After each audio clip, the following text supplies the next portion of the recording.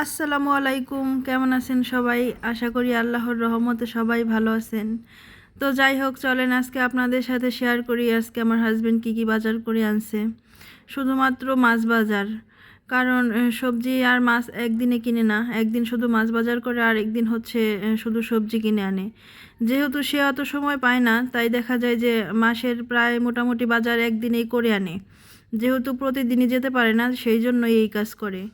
তো দেখেন কি কি আনছে, আর চলেন আপনাদের সাথে কথা বলি।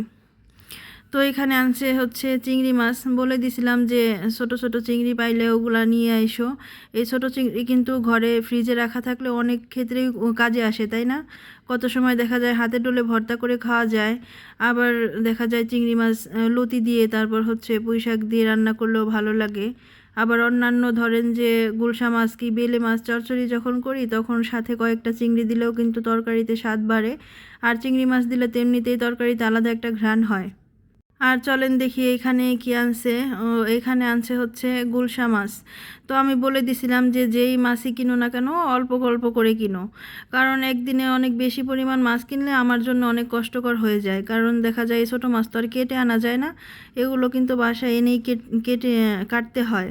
তো যাই হোক, দেখেন মাছগুলো কিন্তু সুন্দর আছে, ভালোই লাগছে আর কি।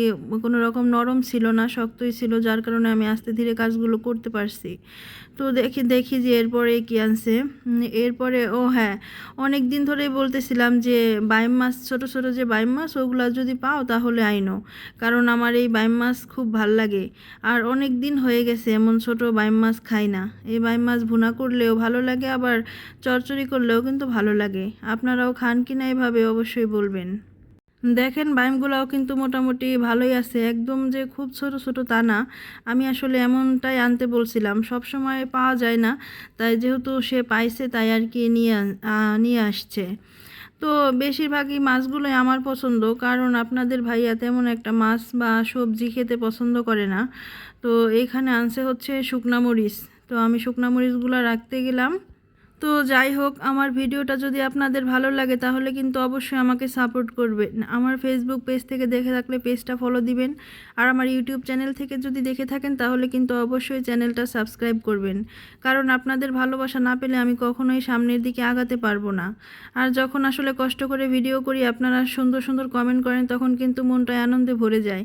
ইচ্ছা করে যে আরও অনেক ভিডিও করি, শুধুমাত্র আপনাদের প্রশংসা পাওয়ার জন্য। তো দেখেন এখানে হচ্ছে আনছে গরুর মাংস। তো আমি বলছিলাম কি যে রানের মাংস আর হচ্ছে গরুর যে সিনার মাংস, এই দুইটা মিক্স করে আইনো, কিন্তু সে তার পছন্দেরটাই আনছে। তার হচ্ছে সিনার মাংস পছন্দ, তাই সে কিন্তু সিনার মাংসটাই আনছে। তো দেখেন অবশ্যই কিন্তু জানাবেন যে মানে কেমন হয়েছে মাছগুলা। তো যাই হোক, ভালো থাকবেন সবাই, আল্লাহ হাফেজ।